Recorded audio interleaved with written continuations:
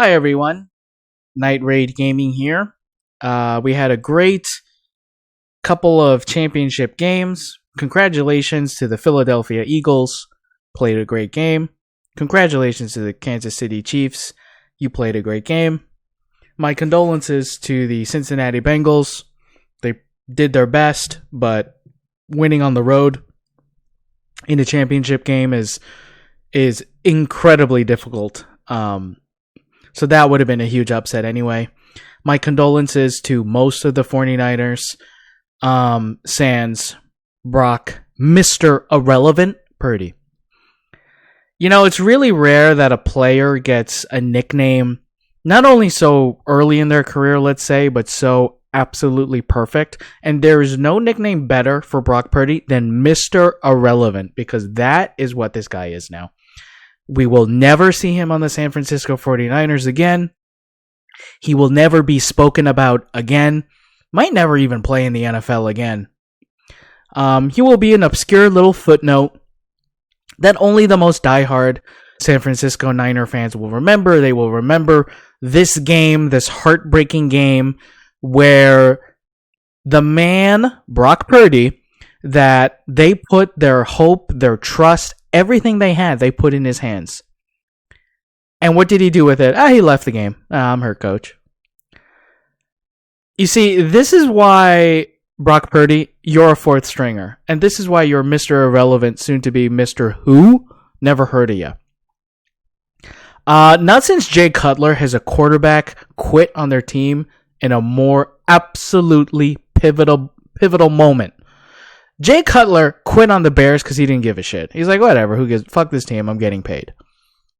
Fine. I mean, it's not a good thing, but we can understand Cutler's motivation. He literally never cared, never liked football. You know, the only reason Cutler played football is because they paid him millions of dollars. Okay, whatever, he'll play it.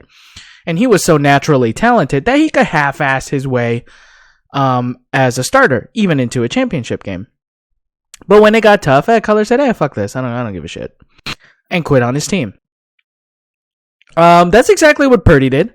It's exactly what Purdy did. He got a little hurt. Oh man, I can't throw more than 5 to 10 yards. Who gives a shit?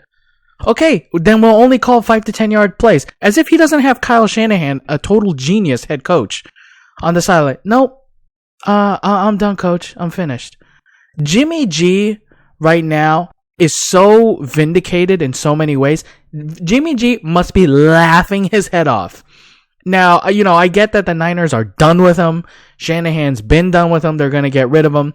And Jimmy G is not a champion quarterback. You know, if Jimmy G was healthy and he was playing this game, I don't think anything changes. I think Philly still dominates. I think they still lose.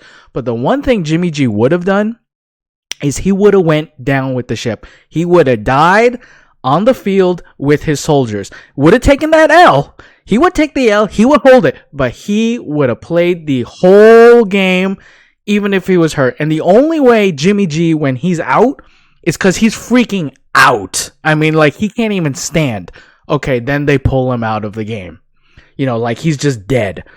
But Jimmy G would go down in flames with the Niners. At least you could say Jimmy G was the leader, he was the general. Wasn't good enough to win, but he died with his soldiers on the field. Meanwhile, I'm seeing Brock Purdy with his helmet on, watching the game from the sidelines. What the hell are you doing? Your helmet on. Hit the showers. You're done.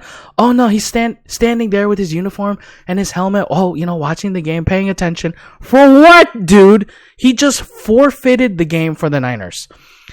He literally, him saying like I can't play was 100%. That was a forfeit, an immediate forfeit. The Niners had zero chance of winning the second he left. Now, even if he was hurt and limited and continued to play, maybe they still lose. But a 10% chance is better than a absolutely no fucking chance. Killed their team dead on the spot. It was a forfeit. Now, Kyle Shanahan has nothing he can do. He, unlike his quarterback, he can't just quit the game. You know, he has to keep coaching. He owes that to his players. So, you know, Kyle Shanahan's trying to do anything. Like, oh my God, all right, Josh Johnson, here, let's try something. Christian McCaffrey, let's try anything. Shanahan is scrambling because his quarterback just abandoned him cold, left. when things got a little tough, let's give Purdy some credit here. Maybe I'm being a little too harsh. Things were really tough on Purdy. What did he do? Ran away to the bench.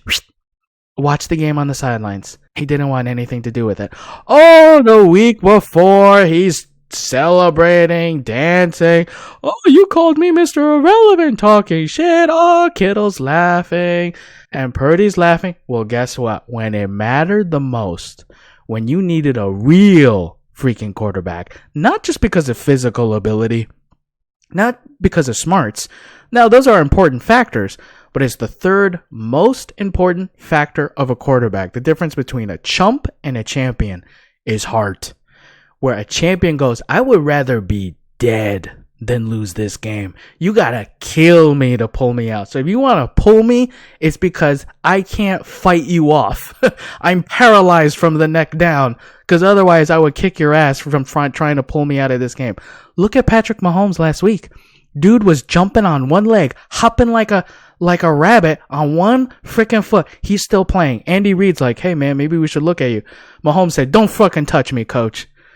I'm playing this goddamn game. Mahomes, you couldn't pull Mahomes. Burrow's the same way, man. Burrow's getting hit. He's getting his head chopped off. He was getting murdered. Not just tonight, but he gets murdered regularly. Burrow's hurt. Just because you don't know about it, yeah, he's freaking hurting. But Burrow is going to fight for the team to a last stand if he has to do it. Look at Jalen Hurts. Jalen Hurts, still injured. Do you think Jalen Hurts even thought for 2 seconds, oh, gee, my throwing's a little limited? His throwing was incredibly limited today. He was uncharacteristically inaccurate. He was overthrowing people, underthrowing people. Jalen Hurts was not 100%. He was good enough to play. He could still walk. He could still throw. Not 100%, but he still did what he needed to do. He didn't abandon his team. Mr. Irrelevant ran the second things got a little tough. When it wasn't easy, oh man, I don't know if I want to do this anymore. It was all fun and games when you're beating the joke ass Cowboys. Oh, they were laughing. They thought they were a good team. Well, we beat the Cowboys. No, the Cowboys are a joke. Let's just say definitively that beating the Cowboys in the playoffs proves absolutely nothing. The Eagles were the first real playoff team the Niners had to play. That's how soft, that's how hollow the NFC was. That only until the championship game did a real playoff caliber team had to be faced. And the Niners were bragging and gloating and, oh my God, Purdy's a star. Oh my God, he's real deal. Oh my God, can you believe this guy was a 7th round and he's playing? Well, guess what? Yeah, there's a reason he's in the 7th fucking round. Because he sucks. Because when they needed a quarterback, win or lose, but they needed some, sitting on the sidelines, helmet on, watching the game. Thanks for nothing, Purdy. Literally forfeited. And forfeited the game. And I hate the Niners, but everybody knew. Game's over. Instantly over. And this is the worst running away I've ever seen since Cutler. Cutler is a bastard, and he's always been a bastard.